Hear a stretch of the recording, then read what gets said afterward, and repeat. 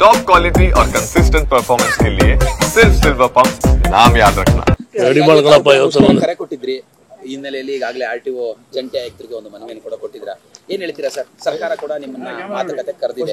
ಈಗ ನಾವು ಎಲ್ಲೆಲ್ಲಿ ಬಾರ್ಡರ್ ಆರ್ಟಿಒ ಚೆಕ್ ಪೋಸ್ಟ್ ಇದೆಯೋ, ಜಲ್ಕಿ ಬಾರ್ಡರ್ ಚೆಕ್ ಪೋಸ್ಟ್ ಆಗಲಿ, ಅತ್ತಿಪಲ್ಲಿ ಬಾರ್ಡರ್ ಚೆಕ್ ಪೋಸ್ಟ್ ಆಗಲಿ, ನಿಪಾಣಿ ಬಾರ್ಡರ್ ಚೆಕ್ ಪೋಸ್ಟ್ ಆಗಲಿ, ಆಮೇಲೆ ಇಲ್ಲಿ ಆಂಧ್ರ ಪ್ರದೇಶದಲ್ಲಿ border check post, Telangana border check post, ಎಲ್ಲಾ ಬಾರ್ಡರ್ ಚೆಕ್ ಪೋಸ್ಟ್ ಅಲ್ಲಿ ನಮ್ಮ ಲಾರಿ ಮಾಲೀಕರು ತಾಣ ಇವತ್ತು ಮೆಮೊರಂಡಮ್ ಕೊಡ್ತಾ ಇದ್ದಾರೆ.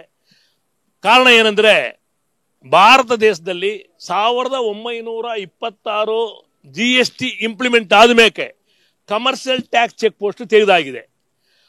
ಆರ್ಟಿಒ ಬಾರ್ಡರ್ ಚೆಕ್ ಪೋಸ್ಟ್ ಯಾಕೆ ಬೇಕು ಅಂತ ಕೇಳಿದ್ವಿ. 14 ರಾಷ್ಟ್ರದಲ್ಲಿ ಎಂಟೈರ್ 14 ಸ್ಟೇಟ್ ಅಲ್ಲಿ ಈಗ ಆಲ್ರೆಡಿ ಬಾರ್ಡರ್ ಚೆಕ್ ಪೋಸ್ಟ್ ತೆಗೆದಾಗಿದೆ. ಇವತ್ತು ಮಧ್ಯರಾತ್ರಿಯಿಂದ ಮಹಾರಾಷ್ಟ್ರದಲ್ಲಿ ಫಡ್ನವೀಸ್ ಅನೌನ್ಸ್ ಮಾಡಿದ್ದಾರೆ ಬಾರ್ಡರ್ ಚೆಕ್ ಪೋಸ್ಟ್ ಕ್ಲೋಸ್ ಮಾಡ್ತೀನಿ ಅಂತ. Already Andhra border check post close ಮಾಡಿ, RTO border check post close ಮಾಡಿ 1 ವರ್ಷ ಮೇಗ ಆಗಿದೆ. ಅದರಿಂದ ನಾವು ಕಾಯ್ತಾ ಇದೀವಿ. ನಮ್ಮ ಬಾರ್ಡರ್ ಅಲ್ಲಿ ಯಾವ ನಿರ್ರಾಜ್ಯಗಳು ಬಾರ್ಡರ್ ಚೆಕ್ ಪೋಸ್ಟ್ ಇದೆಯೋ ಅದು ಹೋಗಿದ ತಕ್ಷಣ ನಮ್ದು ತೆಗಿಬೇಕು ಎಂಬುದು ನಮ್ದು ಇಂಟೆನ್ಷನ್ ಇತ್ತು. ಅದೇ ತರ ನಾವು ಇವ್ರನ್ನ ಬೇಡಿಕಿಟ್ಟಿವಿ. ಈಗ ಬಾರ್ಡರ್ ಚೆಕ್ ಪೋಸ್ಟ್ ಇನ್ನ ಇದ್ರ ತನಕ ತೆಗಿಲಿಕ್ಕೆ ಏನೇ ಯೋಚನೆ ಮಾಡಿರ್ಲಿಲ್ಲ. ಅದರಿಂದ ನಾವು ಈ ಮುಷ್ಕರಕ್ಕೆ ಹೋಗಬೇಕಾದ ಪರಿಸ್ಥಿತಿ ಬಂತು. ರಾಮಲಿಂಗಾರೆಡ್ಡಿ ಅವರ ಹತ್ರ ಇರೋದು ಎರಡೇ ಸಬ್ಜೆಕ್ಟ್. ಒಂದು ಬಾರ್ಡರ್ ಚೆಕ್ ಪೋಸ್ಟ್ 15,000 13,000 ಕೇಂದ್ರ ಸರ್ಕಾರ ಬಡ ಲಾರಿ ಮಾಲೀಕರು ಪಾಪ 9 ವರ್ಷ ಆಯ್ತು ಲಾರಿ ಮಾಲೀಕರ ಹತ್ರ ಪರ್ಮಿಟ್ ಕಲೆಕ್ಟ್ ಮಾಡಬೇಕು, ಫೀಸ್ ಕಲೆಕ್ಟ್ ಮಾಡ್ಬೇಕು ಅಂತ ಹೇಳಿದ್ದಾರೆ. ಅದನ್ನ ತೆಗೆದುಬಿಟ್ರೆ ನಮ್ದು ಏನು ಪ್ರಾಬ್ಲಮ್ ಇರೋದಿಲ್ಲ. ಆದ್ರೆ ಡೀಸೆಲ್ ಬೆಲೆ ಕಡಿಮೆ ಮಾಡೋ ತನಕ ಯಾವುದೇ ಕಾರಣಕ್ಕೆ ಮುಷ್ಕರ ವಾಪಸ್ ತಗೊಳ್ಳಲ್ಲ ಎಂಬ ತೀರ್ಮಾನ ಮಾಡಿದ್ವಿ. 18 ಜಾಗದಲ್ಲಿ ಬಣ್ಣ ಬಳಿದ್ಬಿಟ್ಟು ಟೋಲ್ ಕಲೆಕ್ಟ್ ಮಾಡ್ತಾ ಇದ್ದಾರೆ. ಇಂಡಿಯಾದಲ್ಲಿ ಎಲ್ಲಿನೂ ಇಲ್ಲ. ಕೇಂದ್ರ ಸರ್ಕಾರ ಟೋಲ್ ಇದೆ, ಕೇಂದ್ರ ಸರ್ಕಾರದ ಬಹಳ ದೊಡ್ಡ ಲೂಟ್ ಇದೆ. ಅದು ಇವಾಗ ಡೆಲ್ಲಿಯಲ್ಲಿ ಮೀಟಿಂಗ್ ಕರೆದಿದ್ವಿ, ಅಲ್ಲಿ ಮಾತಾಡ್ತೀವಿ. ಕೋಟ್ಯಾಂತರ ರೂಪಾಯಿ 42 ಟೋಲ್ ಇದೆ ಇಲ್ಲಿ ಕೇಂದ್ರ ಸರ್ಕಾರದ್ದು. ಕೋಟ್ಯಾಂತರ ರೂಪಾಯಿ ವಸೂಲು ಆಗಿ ಕೂಡ ಇದ್ರ ತನಕ ಅವ್ರನ್ನ ಬಿಟ್ಟಿಲ್ಲ.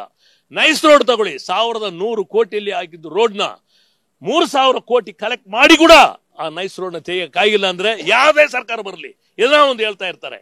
ಆದ್ರಿಂದ ಕೇಂದ್ರ ಸರ್ಕಾರ ಕೊಳ್ಳಿ ಅದನ್ನ ವಜಾ ಮಾಡ್ಬೇಕಂತ ಅದನ್ನು ಕೇಳ್ಕೊಳ್ತಾ ಇದೀವಿ. ಒಂದ್ ಕಡೆ ಇಲ್ಲಿ ಇವತ್ತು ಮಧ್ಯರಾತ್ರಿಯಿಂದ ಮುಷ್ಕರ ಸ್ಟಾರ್ಟ್ ಮಾಡಿದ್ವಿ. 80% ಗಾಡಿಗಳು ಏನು ಅಡ್ಡಾಡ್ತಾ ಇಲ್ಲ ಎಲ್ಲಿನೂ. ಅದೇ ತರ ಇವತ್ತಿಂದ ಯಾರು ಕರ್ನಾಟಕ ಒಳಗಡೆ ಬರಬಾರ್ದು ಹಂಗಂತ ಹೇಳ್ಬಿಟ್ಟು ಸ್ಟ್ರಿಕ್ಟ್ ಎಲ್ಲರೂ ಸ್ಟೇಟ್ನವರು ಲೆಟರ್ ಬರೆದಿದ್ದಾರೆ.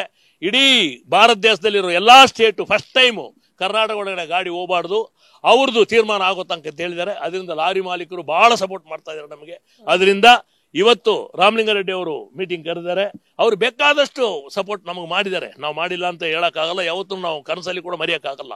ಚಾಲಕರಿಗೆ ನಿಗಮ ಮಾಡಿದ್ದಾರೆ. ಅದೇ ತರ 8ನೇ ಕ್ಲಾಸ್ ಓದ್ರನೆ ಲೈಸೆನ್ಸ್ ಅಂತ ಕೇಂದ್ರ ಸರ್ಕಾರ ಮಾಡಿದ ಆರ್ಡರ್ನ ಸ್ಕ್ವಾಶ್ ಮಾಡಿ ನಮಗೆ ಅದ್ರಲ್ಲಿ ದೊಡ್ಡ ಹೆಲ್ಪ್ ಮಾಡಿದ್ದಾರೆ. 1,50,000 ನ್ಯಾಷನಲ್ ಪರ್ಮಿಟ್ ನ 15,000 ತಾಂಬರ್ಲಿಕ್ಕೆ ಅವರು ಬೇಡ ಸಹಕಾರ ನೀಡಿಲ್ಲ ಅಂತ ಹೇಳ್ಬಿಟ್ಟು ಹೇಳಿಲ್ಲ. ಅದರಿಂದ ಇದೇ ತರ ಇರುವಾಗ ದಯವಿಟ್ಟು GPS ಬರುವಾಗ GPS ಸಬ್ಜೆಕ್ಟ್ ಅಲ್ಲಿ ಆಗಲಿ ನಾವು ಯಾವುದೇ ತೊಂದರೆ ನಮ್ಮ ಸ್ಟೇಟ್ ಗವರ್ಮೆಂಟ್ ಅಲ್ಲಿ ಕೊಟ್ಟಿಲ್ಲ. 6 ವರ್ಷ ಕಾಲ ಎಲ್ಲಾ ಮಂತ್ರಿಗಳು ಸರಿಗೆ ಕೇಳ್ಕೋಬೇಕು. 6 ವರ್ಷ ಕಾಲ ಸಿದ್ದರಾಮಯ್ಯ ಅವರು ಯಾವಾಗ ಡೀಸೆಲ್ ಬೆಲೆ ಕಡಿಮೆ ಮಾಡಿದ್ರು ಅವತ್ತಿಂದ ಇವತ್ತಿನ ತನಕ ಮುಷ್ಕರ ಮಾಡಿಲ್ಲ. ಈಗ 5 ರೂಪಾಯಿ 50 ಪೈಸಾ 6 ತಿಂಗಳಲ್ಲಿ ಮಾಡಿದ ಕಾರಣ ನಾವು ಮುಷ್ಕರಕ್ಕೆ ಹೋಗಬೇಕಾದ ಅವಶ್ಯಕತೆ ಬಂತು. ಇದ್ರಲ್ಲಿ ರಾಜಕೀಯ ಗೀಜಕೀಯ ಏನಿಲ್ಲ. ನಮ್ಮಲ್ಲಿ ಎಲ್ಲ ರಾಜಕೀಯ ಚೆಪ್ಪಲಿಲ್ಲ, ಆಚೆ ಬಿಟ್ಬಿಟ್ಟೆ ನಾವಿಲ್ಲಿ ಬರೋದು. ಆದ್ರಿಂದ ನಮ್ದು ಲಾರಿ ಮಾಲೀಕರ ಸಂಘ ಲಾರಿ ಜಾತಿ. ಆದ್ರಿಂದ ದಯವಿಟ್ಟು ಪಬ್ಲಿಕ್ ನಮ್ಮ ಜೊತೆಗೆ ಸಪೋರ್ಟ್ ಮಾಡಿದ್ದಾರೆ.